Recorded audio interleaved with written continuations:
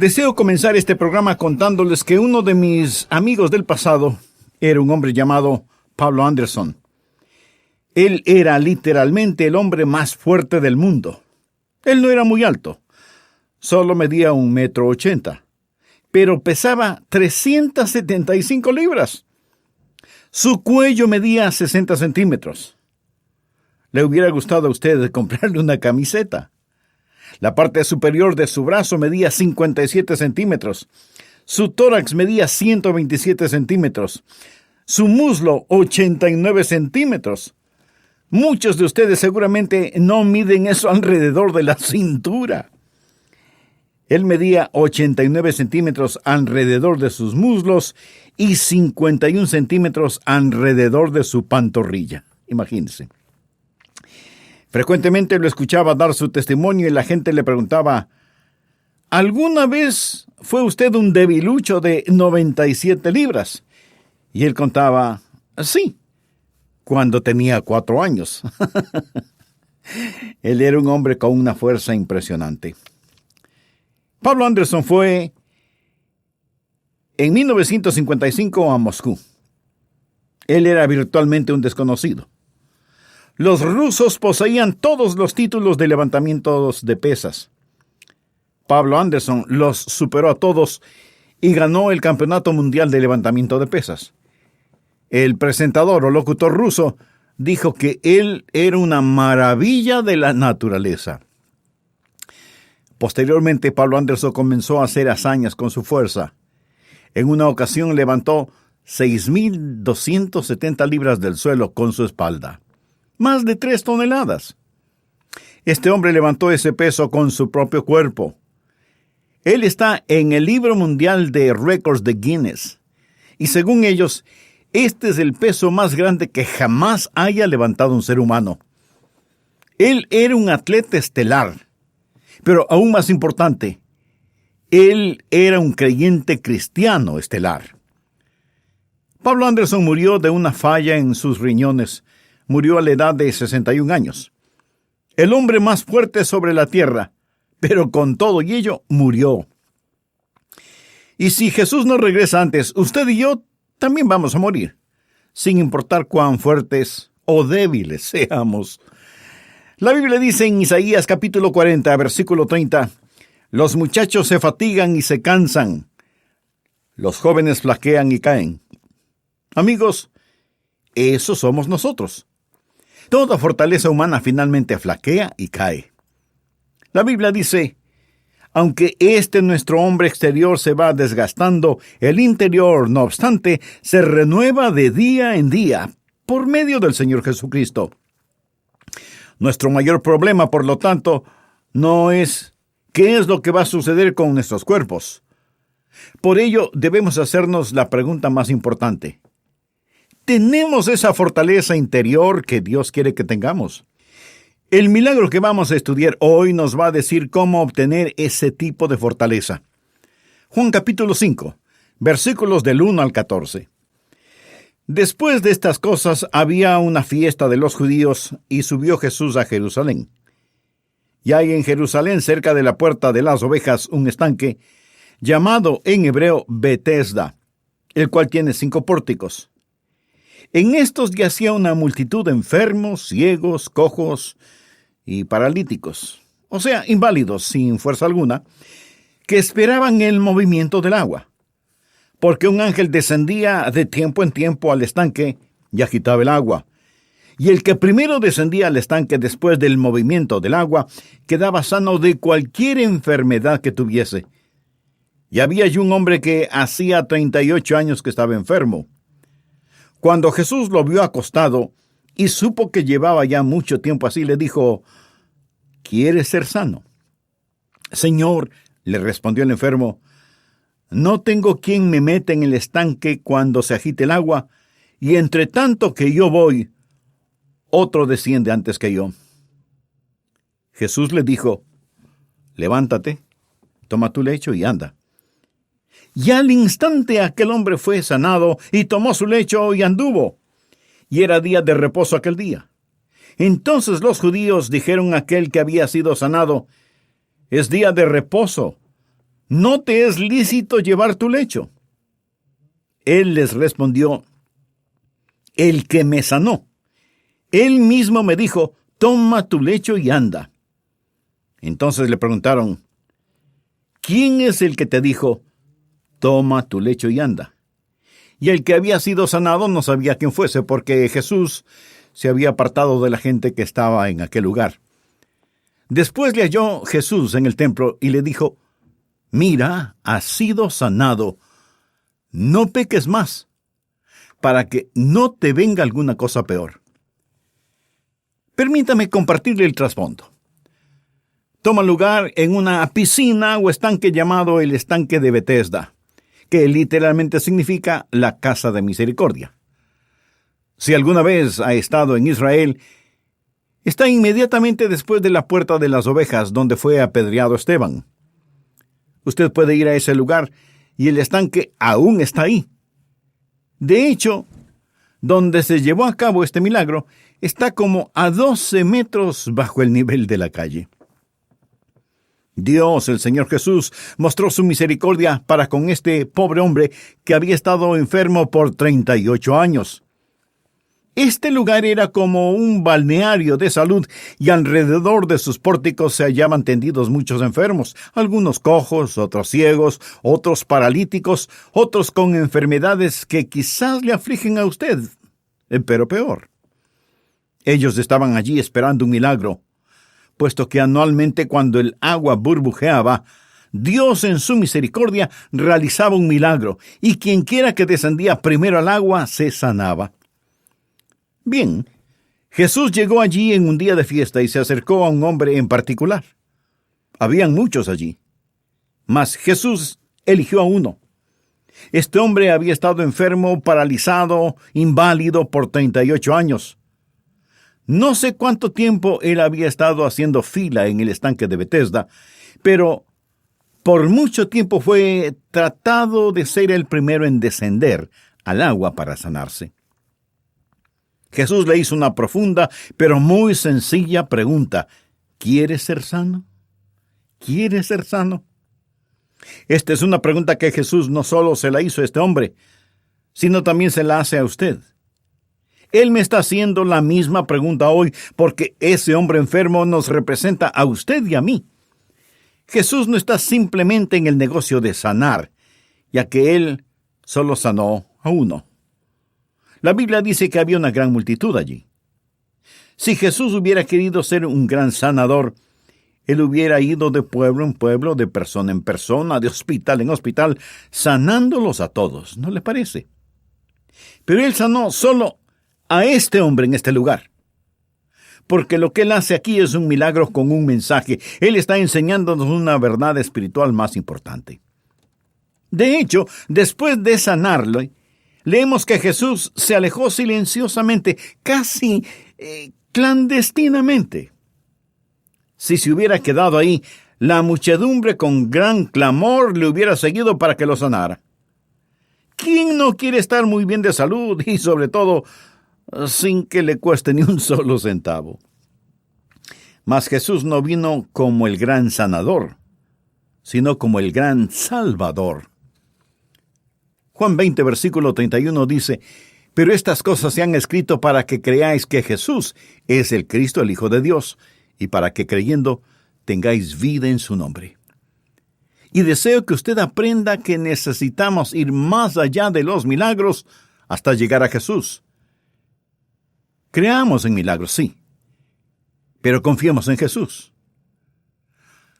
Campbell Morgan era un gran predicador y maestro de antaño.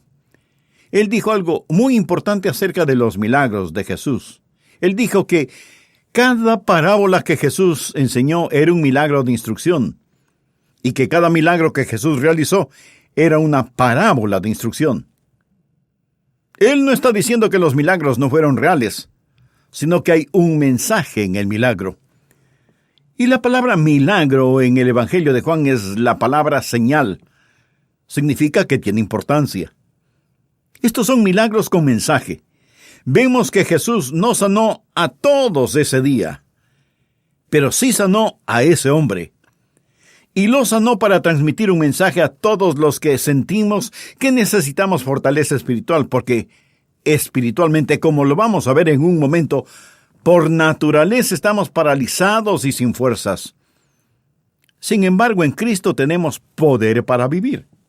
Jesús es la respuesta de Dios a la debilidad del hombre. Permítame darle un ejemplo que prueba cómo funciona este milagro. La sanidad física es solo temporal, y por ello no es realmente tan importante. Usted piensa que es importante que sea sanado. Yo pienso que es importante cuando me enfermo que sea sanado, lógico.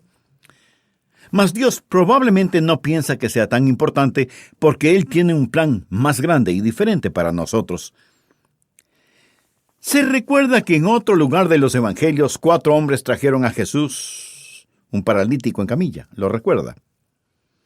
Jesús le dijo a este hombre: «Hijo, tus pecados te son perdonados». Y cuando Jesús dijo eso, la gente comenzó a murmurar, a quejarse y a criticarlo. De hecho, dijeron: ¿quién piensa este que es? ¿Quién puede perdonar pecados sino solo Dios? Tenían razón al respecto. ¿Quién se cree que es? Y Jesús les respondió: para que sepáis que el Hijo del Hombre tiene potestad en la tierra para perdonar pecados, dice entonces al paralítico: levántate, toma tu cama y vete a tu casa. Jesús lo sanó físicamente solo para dar credibilidad al milagro espiritual. Hizo algo que ellos podían ver, para que pudieran comprender y creer lo que no podían ver. ¿Entiende la importancia? Lo importante para Jesús ese día no era sanar el cuerpo de este hombre, sino perdonar sus pecados. La sanidad del cuerpo solo da testimonio del milagro espiritual, el cual es invisible y tiene mayor importancia. Por ello vamos a aprender 3 puntos que nos ayudarán a tener vidas poderosas, que nos ayudarán a comprender que en el reino espiritual Jesucristo es la respuesta de Dios a la debilidad del hombre. Lo primero que usted debe hacer, si desea encontrar la fortaleza que este hombre encontró hace tantos años, es admitir su debilidad. Admita que es débil. Por favor, lea el versículo 5. Y había allí un hombre que hacía 38 años que estaba enfermo. Este hombre realmente nos representa a usted y a mí, sin el Señor Jesucristo. Mas el problema que muchos tenemos es que no admitimos que estamos paralizados espiritualmente. No reconocemos nuestras propias debilidades. Anote al margen Romanos capítulo 5, versículo 6. Porque Cristo, cuando aún éramos débiles, a su tiempo murió por los impíos. Escúchelo nuevamente. Porque Cristo, cuando aún éramos débiles, a su tiempo murió por los impíos. La Biblia describe a todo hombre sin Cristo como un ser débil, como este hombre paralítico e impotente. ¿Qué significa la palabra impotente? Que no tiene fuerzas. Y por ello, él llega a ser una ilustración de todo hombre, mujer, niño o niña sin el Señor Jesucristo. Al hablar acerca de admitir nuestra debilidad, piensa en la fuente principal de nuestra debilidad. ¿De dónde proviene la debilidad? Leamos el versículo 14. ¿Cuál era el problema de este hombre? Después le halló Jesús en el templo y le dijo: mira, has sido sanado. No peques más, para que no te venga alguna cosa peor. La fuente principal de su debilidad era su pecado. Aclaro que no todos los enfermos están enfermos a causa del pecado, mas este hombre lo estaba. Y pienso que por esta razón Jesús lo eligió. El pecado y la debilidad de este hombre tenían una conexión directa. Y por eso, después de sanarlo, Jesús le dijo: no peques más, para que no te venga alguna cosa peor. La fuente principal de nuestra debilidad es el pecado.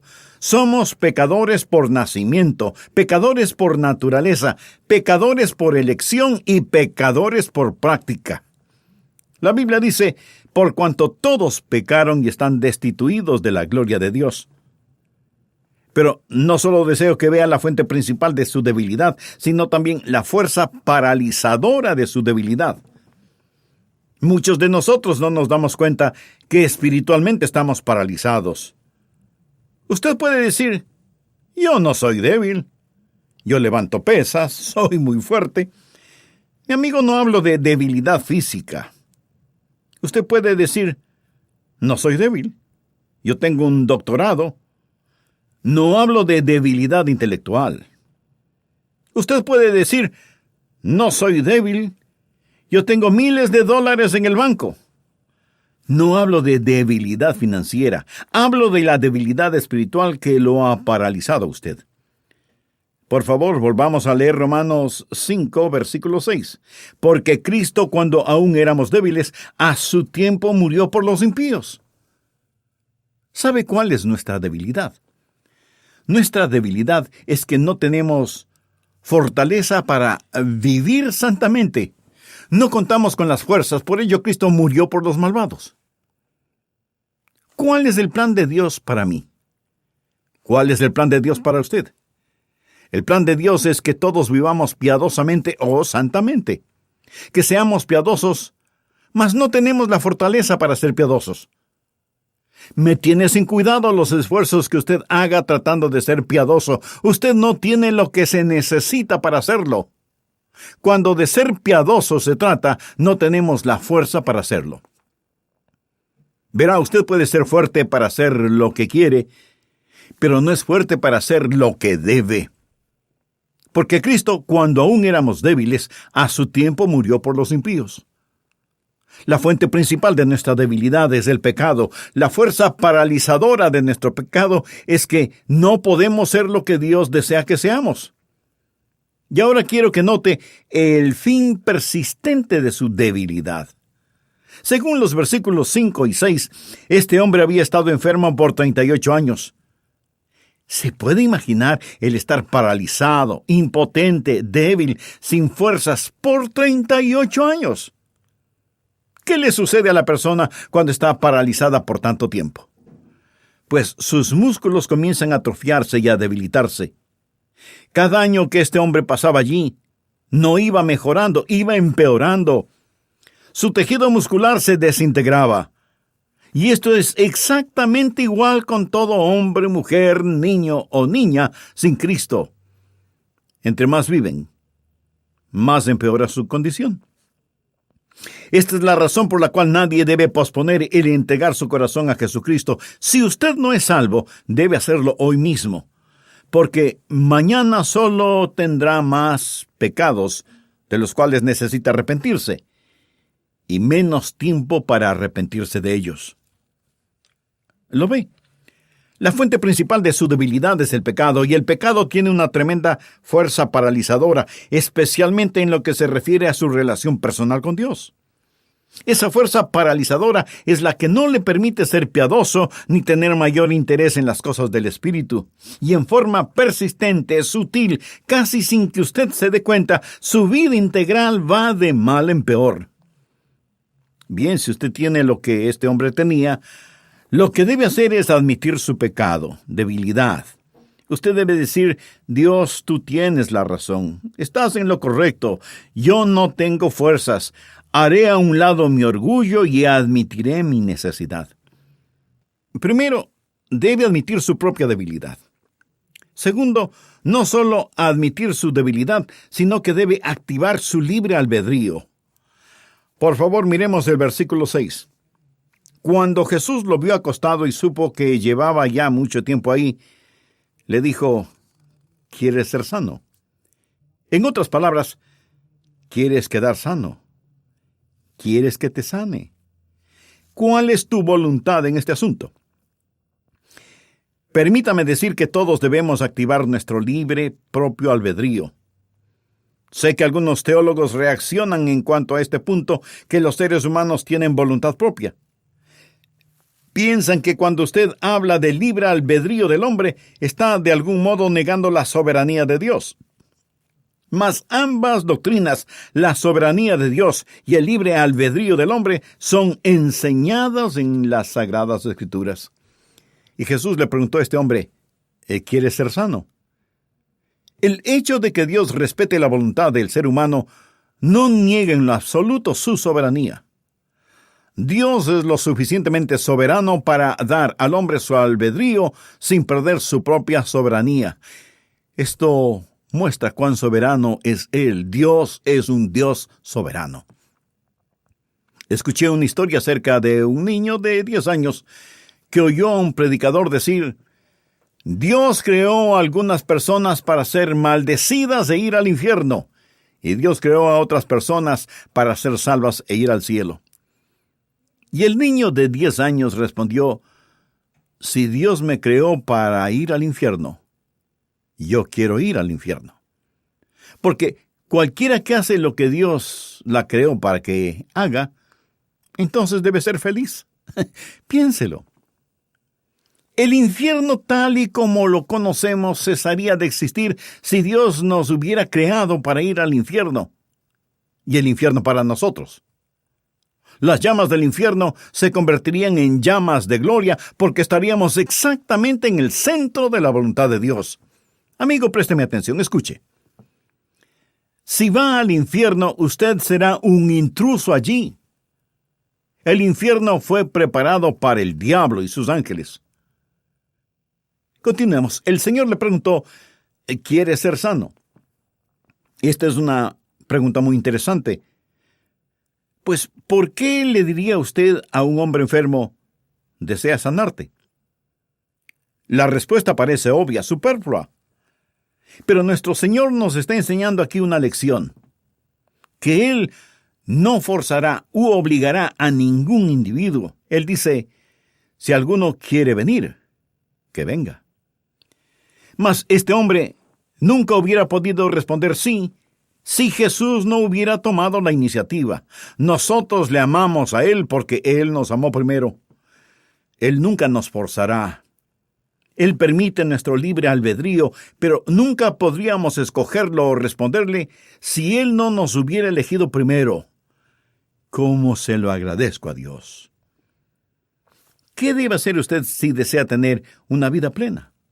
Usted debe admitir su debilidad y activar su libre albedrío al decir: sí, Señor, yo quiero. Una historia verídica pero muy extraña que sucedió en 1829 es la de Jorge Wilson. Él fue sentenciado en el estado de Pensilvania para ser colgado por asesinato y robo de correo. Pero el presidente Andrew Jackson, por alguna razón que desconozco, perdonó a Jorge Wilson y dijo que no debería ser ejecutado. Llevaron el perdón al gobernador del estado y posteriormente al director de la penitenciaría donde Jorge Wilson estaba encarcelado. Y finalmente se la entregaron a él y le dijeron: el presidente de los Estados Unidos te ha perdonado, no te colgarán. Mas Wilson respondió: yo rehúso el perdón. No aceptaré el perdón. Yo quiero ser colgado. Imagínense, no sabían qué hacer. Tenían el perdón, pero el preso no lo quería aceptar. ¿Qué haría usted con un hombre condenado a muerte que ha sido perdonado, pero que no acepta el perdón? Lo agarraría de todos modos a la fuerza y lo echaría de la prisión. Ellos no sabían qué hacer. Discutieron el caso sin cansancio hasta que fue a parar a la Corte Suprema de los Estados Unidos de Norteamérica. Esta se reunió y estudió el caso, llegando a esta conclusión. El presidente del Tribunal de Justicia, Juan Marshall, anunció y dijo: un perdón es un pedazo de papel cuyo valor depende en la aceptación de la persona implicada. Si ésta se rehúsa, no es un perdón. Como resultado, Jorge Wilson fue ejecutado, aun cuando se le había ofrecido el perdón. Y usted puede morir e ir al infierno, aun cuando Jesús, con sus brazos extendidos sobre la cruz, le pregunta: ¿quiere ser sano? El perdón de la cruz no sirve de nada si usted no lo acepta, si lo rechaza. Tercero, usted debe empezar a caminar, debe empezar a andar. Por favor, mire los versículos del 7 al 9.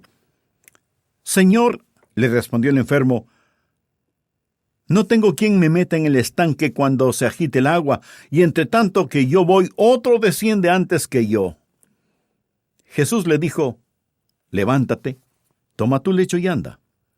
Y al instante, aquel hombre fue sanado, y tomó su lecho y anduvo, y era día de reposo aquel día. Empiece a caminar. Bien, recordemos que el propósito de este milagro es el enseñar un milagro espiritual mayor. No que Jesús puede sanar a un hombre paralítico, sino más bien que Jesús puede salvar un alma y darle poder espiritual para ser santo, piadoso. Permítame darle nuevamente el versículo que enseña esto, Juan 20, versos 30 y 31. Hizo además Jesús muchas otras señales en presencia de sus discípulos, las cuales no están escritas en este libro. Pero éstas se han escrito para que creáis que Jesús es el Cristo, el Hijo de Dios, y para que creyendo tengáis vida en su nombre. Jesús le hizo a este hombre una pregunta, y luego le dijo, levántate, toma tu lecho y anda. Recuérdelo. Usted debe empezar a caminar. Si usted tuviera que buscar los versículos más claros acerca de la salvación en toda la Biblia, tendría que ir a Efesios 2, los versos 8, 9 y 10. Porque por gracia sois salvos por medio de la fe, y esto no de vosotros, pues es don de Dios, no por obras para que nadie se gloríe. Porque somos hechura suya, creados en Cristo Jesús para buenas obras, las cuales Dios preparó de antemano para que anduviésemos en ellas. Estos son 3 versículos maravillosos que están edificados alrededor de 3 preposiciones: por medio y para. Primero, ¿cómo fue liberado este hombre? Por gracia. No había nada que él pudiera hacer, él estaba paralizado. La Biblia menciona que al instante el hombre fue sanado. La salvación es absolutamente por la gracia de Dios, por su absoluta gracia. Si usted y yo hubiéramos estado allí y escuchado cuando el Señor Jesucristo le ordenó a este hombre, levántate, toma tu lecho y anda, tal vez hubiéramos dicho que no es correcto ridiculizarlo y atormentarlo de esta manera. ¿Cómo puede Jesús decirle a un hombre paralizado que se levante? Si él pudiera levantarse, lo hubiera hecho desde hace mucho tiempo. ¿Por qué le dijo eso? Es algo imposible. Y porque es imposible es irrazonable. Y porque es imposible e irrazonable es injusto. Mas mientras estamos criticando, el hombre se pone de pie y se va. Déjeme decirle lo que es el cristianismo. El cristianismo es lo imposible, lo irrazonable, y Jesucristo. Es decir, Jesús hace lo imposible, Él hace lo irrazonable, pero es posible con Él. Con Él todas las cosas son posibles. Él le dice a un hombre inválido, levántate. Y esto es lo que Él le dice a todo pecador, yo te salvaré sobrenaturalmente, yo te transformaré por la gracia. Y por medio de la fe, le mandó, toma tu lecho y anda. Bien, ¿por qué este hombre tomó su lecho? Él había estado haciendo fila año tras año tras año. Nuestro Señor le dijo, toma tu lecho y sácalo de aquí, no lo necesitas más. No era una cama como en la que usted duerme, era una especie de colchoneta, una cobija sobre la cual dormía. Tómala y sácala de aquí. Es por gracia, por medio de la fe, para buenas obras. Bien, ¿fue este hombre sanado porque caminó? ¿O caminó porque él fue sanado? Él caminó porque fue sanado. Usted no se salva por hacer buenas obras. Usted es salvado para hacer buenas obras. Es por gracia, por medio de la fe, para buenas obras. Usted no vive la vida cristiana con el fin de ser salvo, sino porque es salvo. No quiero insultar su inteligencia, mas Jesús no le mandó a este hombre, anda, toma tu lecho y levántate. Él no podía caminar hasta que no se levantara. Y usted no puede vivir la vida cristiana hasta no haber recibido la vida cristiana. La Biblia dice que tal y como ha recibido al Señor Jesús, debe andar con Él. Amigo, si usted comprende que es salvo por gracia por medio de la fe para buenas obras, usted recibirá la fortaleza para vivir sobrenaturalmente. Su cuerpo se enfermará y un día morirá más. Aunque nuestro hombre exterior se va desgastando, el interior, no obstante, se renueva de día en día. Jesús no vino como el gran sanador. Él vino como el gran maestro. Y escúcheme nuevamente. Usted necesita ir más allá de los milagros hasta llegar a Jesús. Por último, voy a leer una carta maravillosa. Le daré el nombre del autor en un momento. Esto es lo que él escribió, creo que a su hija. Y se titula ¿Por qué yo sigo a Cristo? Dice: yo no he visto evidencias claras en las estadísticas de que menos creyentes mueren de cáncer que los no creyentes, o que ellos son inmunes en mayor grado a las enfermedades que afligen a la raza humana. Algunas de las personas más bondadosas, más desinteresadas que he conocido han tenido su porción de mala salud. El hecho de que pertenezcan a Jesucristo no los protege de las enfermedades. Por lo tanto, yo no seguiré a Cristo por promesas de salud. Yo no negaré ni disputaré la restauración de la salud. Me regocijaré de toda recuperación de lo que aparenta ser muerte sin esperanza, amenazadora. No dudaré en orar por la restauración de la salud de mis seres amados y conocidos. No colocaré límites a lo que Dios pueda hacer, mas no seguiré a Cristo por promesas de sanidad. No veo ninguna evidencia de que los creyentes escapen más los desastres y los accidentes que otros. He ayudado, estimados amigos, a vaciar las aguas lodosas de las gavetas de su tocador y de sus artefactos eléctricos nuevos después de una inundación desastrosa. Recuerdo que cuando era niño, llevamos ropa a una viuda con 5 niños, cuya casa se había quemado totalmente. Una bala no se desvía alrededor del cuerpo de un creyente. Por lo tanto, yo no seguiré a Cristo por ninguna promesa de protección contra los desastres. Yo no haré el ridículo a las supervivencias asombrosas, ni negaré que la providencia ha trabajado y continúa trabajando por el bien de los que pertenecen a Dios. Continuaré orando por protección contra las tragedias y contra hombres malvados, mas no seguiré a Cristo por promesas de protección contra los accidentes de las catástrofes. Yo no observo que los creyentes estén especialmente favorecidos con prosperidad. Como Santiago, todos hemos visto al rico oprimir al pobre, y la justicia rara vez es perfecta en este mundo. El salmista dijo que no había visto justo desamparado, ni su descendencia que mendiguen pan. Y en las necesidades más profundas de esta vida, esto es totalmente verídico. Pero todos hemos conocido a gente de integridad que no ha prosperado. Por lo tanto, no seguiré a Cristo por promesas de liberación de las necesidades físicas o por la esperanza de opulencia. Yo no estoy seguro de que los creyentes tengan personalidades más fuertes o menos neurosis que los no creyentes. Sé que no hay amargura como la amargura religiosa, ni arrogancia más inaguantable.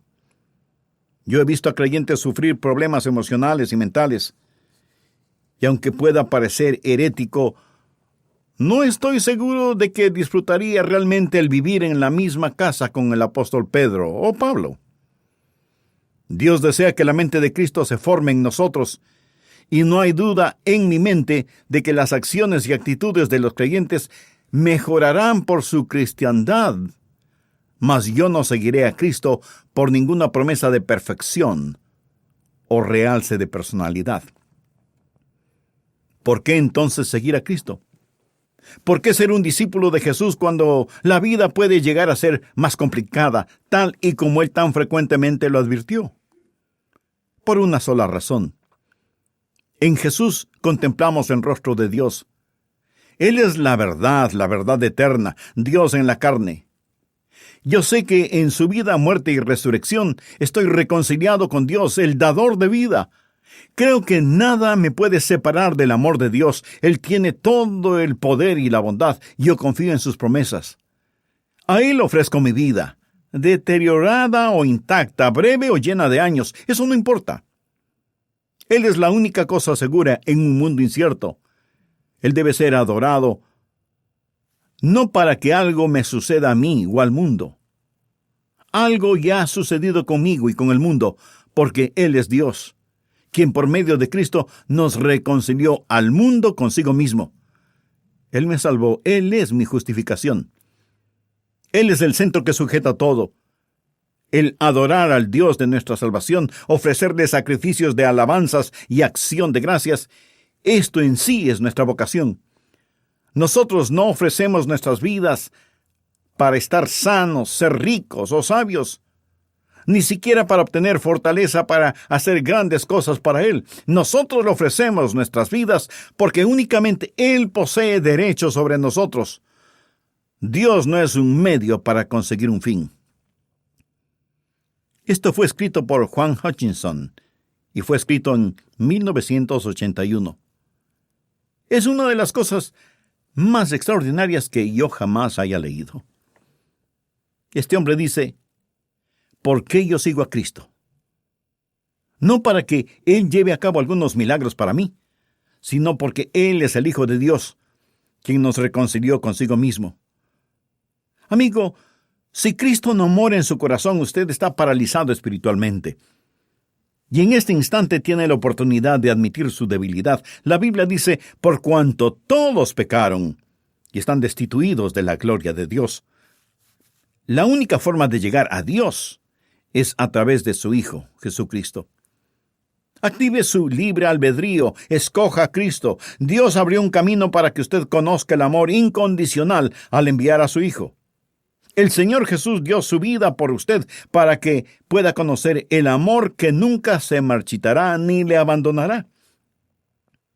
Puesto que Dios muestra su amor para con nosotros en que siendo aún pecadores Cristo murió por nosotros, significa que Él murió en su lugar. La deuda de su pecado fue pagada con la sangre de Jesucristo, que nos limpia de todo pecado. Así que escoja a Cristo y empiece a caminar con Él en su nueva vida. Deje todo esfuerzo que esté haciendo por salvarse. Si pudiéramos salvarnos por nosotros mismos, Jesús no tendría que haber muerto.